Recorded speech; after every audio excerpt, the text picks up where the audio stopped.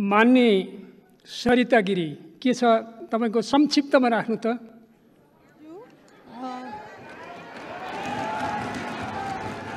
तपाईं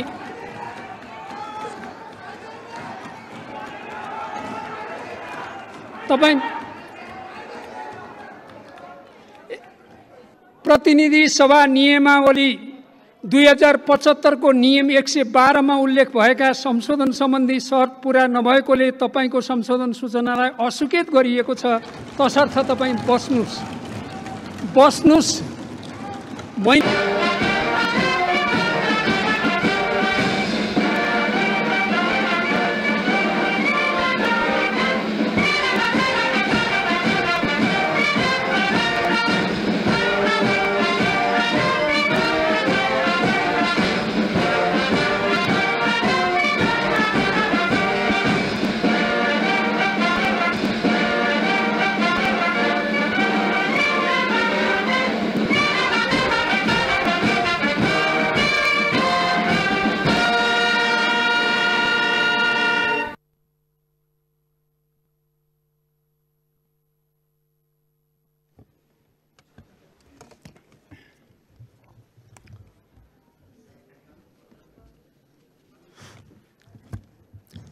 माननीय सदस्यहरू, प्रतिनिधि सभाको आजको बैठकको कारबाही प्रारम्भ हुन्छ।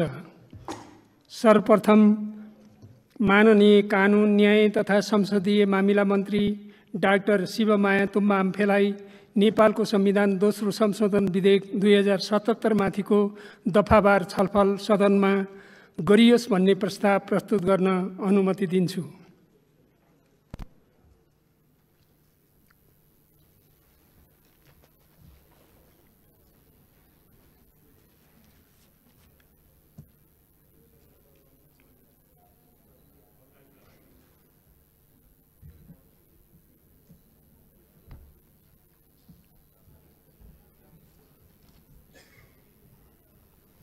सम्माननीय सभामुख महोदयको अनुमतिले नेपालको संविधान दोस्रो संशोधन विधेयक 2077 माथिको दफावार छलफल सदनमा गरियोस् भनी प्रस्ताव प्रस्तुत गर्दछु।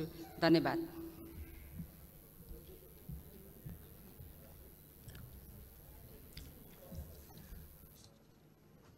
अब नेपालको संविधान दोस्रो संशोधन विधेयक 2077 माथिको दफावार छलफल सदनमा गरियोस् भन्ने प्रस्तावलाई निर्णयार्थ प्रस्तुत गर्दछु। यो प्रस्तावको पक्षमा हुने मान्य सदस्यले हुन्छ भन्नुहोला र यसको विपक्षमा हुने मान्य सदस्यले हुन्न भन्नुहोला। यो प्रस्तावको पक्षमा हुने मान्य सदस्यले हुन्छ भन्नुहोस्।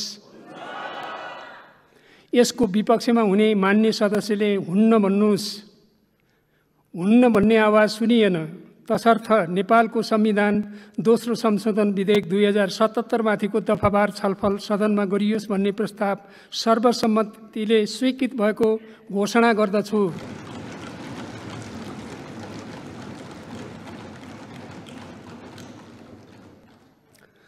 मान्य सदस्यहरू, अब नेपालको संविधान दोस्रो संशोधन विधेयक 2077 माथिको दफावार छलफल प्रारम्भ हुन्छ। नेपालको संविधान दोस्रो संशोधन विधेयक 2077 माथिको दफावार छलफलमा बोल्नका लागि मान्य सदस्यहरूको नाम प्राप्त हुन आएको छ।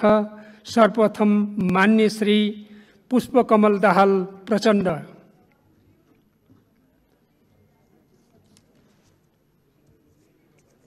मान्य सरिता गिरी के छ तपाईको संक्षिप्तमा राख्नु त।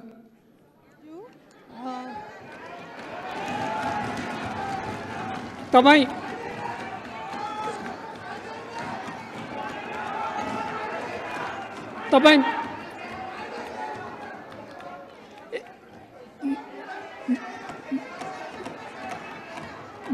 मैले तपाईहरुको कुरा बुझेँ। म रुलिङ गर्छु। रुलिङ गर्नुजेल तपाईहरु शान्त भइदिनु होला। प्रतिनिधि सभा नियमावली 2075 को नियम 112 मा उल्लेख भएका संशोधन सम्बन्धी शर्त पूरा नभएकोले तपाईको संशोधन सूचनालाई अस्वीकृत गरिएको छ। तसर्थ तपाई बस्नुस्।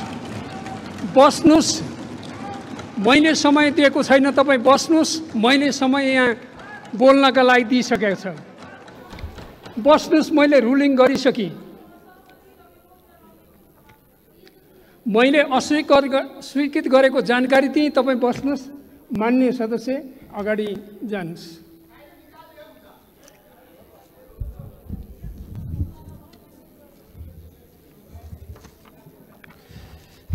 सम्मान्य सभामुख महोदय, आज हामी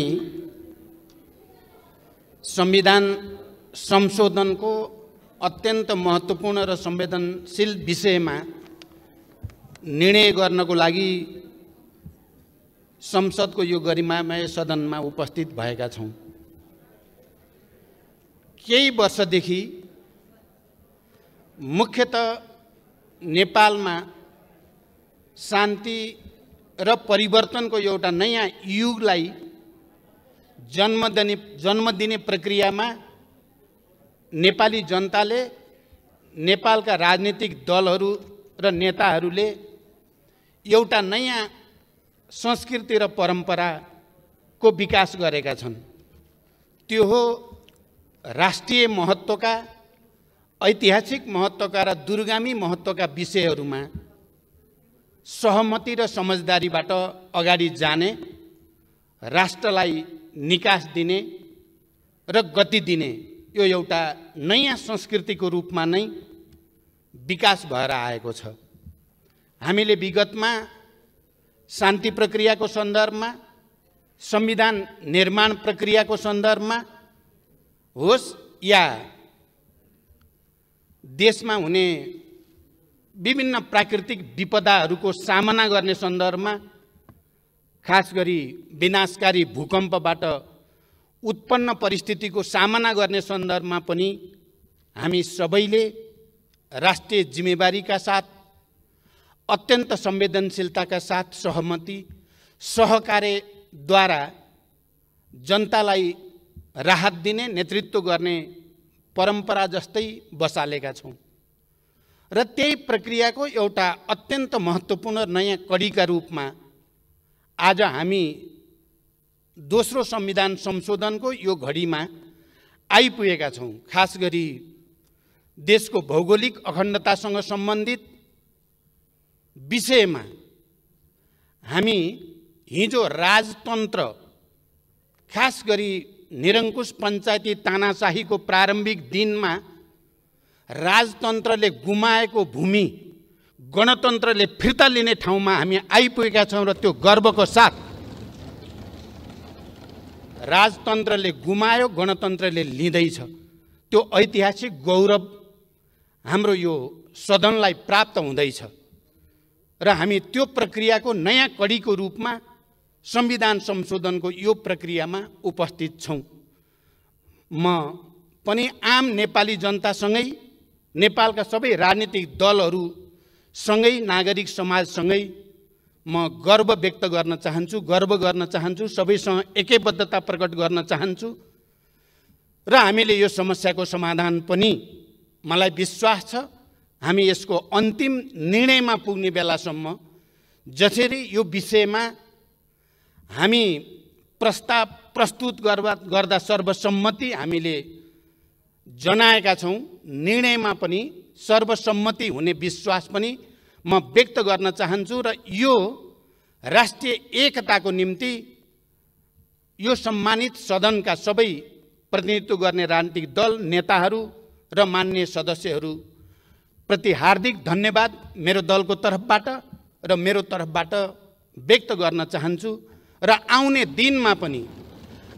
दिनमा पनि हामीले ठुलो सङ्घर्ष र बलिदानपछि प्राप्त गरेको सङ्घीय लोकतान्त्रिक गणतन्त्रलाई सुदृढ गर्ने, यसको मार्फतबाट जनतालाई सुशासन, विकास र समृद्धिको नयाँ युगतिर लैजाने कुरामा हामीलाई राष्ट्रिय एकताको भावना अनुसार नै सफलता प्राप्त हुनेछ भनेर विश्वास र कामना पनि व्यक्त गर्न चाहन्छु।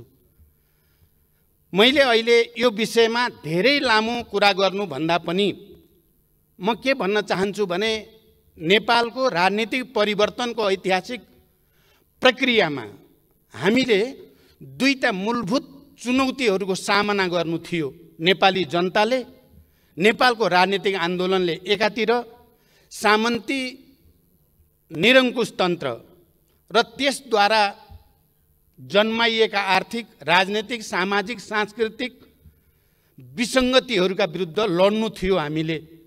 र त्यसको ठाउँमा लोकतन्त्र, जनतन्त्र, जनवाद जे भने पनि लोकतन्त्र हामीले स्थापित गर्ने एउटा चुनौती थियो। र लामो समयदेखि, खास गरी राणाशाही विरोधी आन्दोलनको बेलादेखि हामी जनयुद्ध र जनआन्दोलन हुँदै शान्ति प्रक्रिया 62-63 को आन्दोलनसम्म आउँदा हामीले त्यो लडाईँमा आधारभूत विजय प्राप्त गरेकै हो। नेपाली जनताले त्यो लडाईँमा विजय प्राप्त गर्यो र नेपाल गणतन्त्रको नयाँ युगमा, लोकतन्त्रको नयाँ युगमा, सङ्घीयता समावेशिताको नयाँ युगमा पदार्पण गर्यो। र नेपाली जनताको अगाडि र हामी सबैको अगाडि अर्को एउटा मुद्दा भनेको राष्ट्रिय स्वाधीनतालाई सुदृढ गर्नु, हाम्रो भौगोलिक अखण्डतालाई रक्षा र सुदृढ गर्नु र सबै खाले वैदेशिक दबाव हस्तक्षेपबाट उन्मुक्त नेपाल निर्माण गर्ने दायित्व पनि नेपाली जनताको समूह इतिहासले सुम्पेको एउटा गहन र दूरगामी जिम्मेवारी थियो। मलाई लाग्छ आज हामी जे निर्णय गर्न जाँदैछौँ त्यही दोस्रो ऐतिहासिक मुद्दालाई फैसला गर्ने, दोस्रो ऐतिहासिक चुनौतीको सामना गर्ने र नेपालको राष्ट्रिय स्वाधीनतालाई सुदृढ गर्ने, भौगोलिक अखण्डतालाई सुदृढ गर्ने एउटा महान अभियानकै क्रममा हामी यहाँ आइपुगेका छौँ।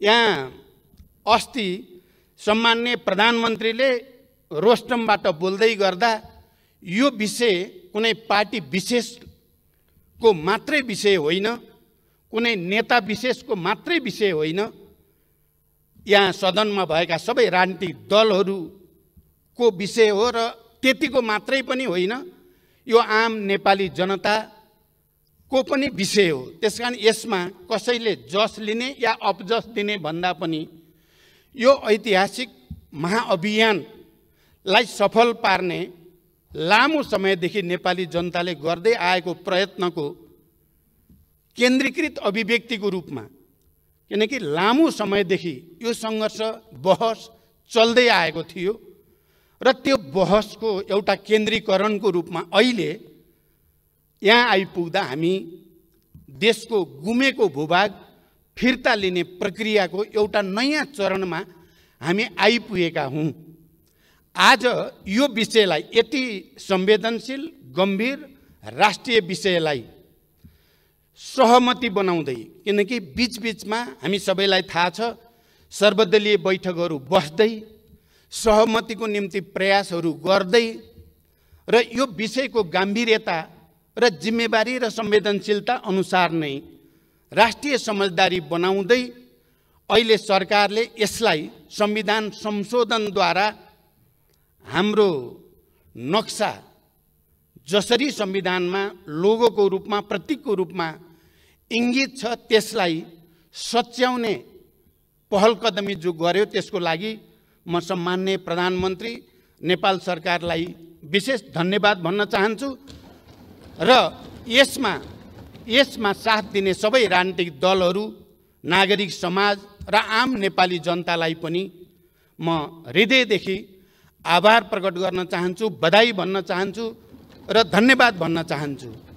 किनकि यो हामी सबैको सामूहिक विवेकको प्रतिफल हो। यो कुनै व्यक्ति विशेषको मात्रै मुद्दा पनि होइन, व्यक्ति विशेषले मात्रै गरेर हुने कुरा पनि होइन।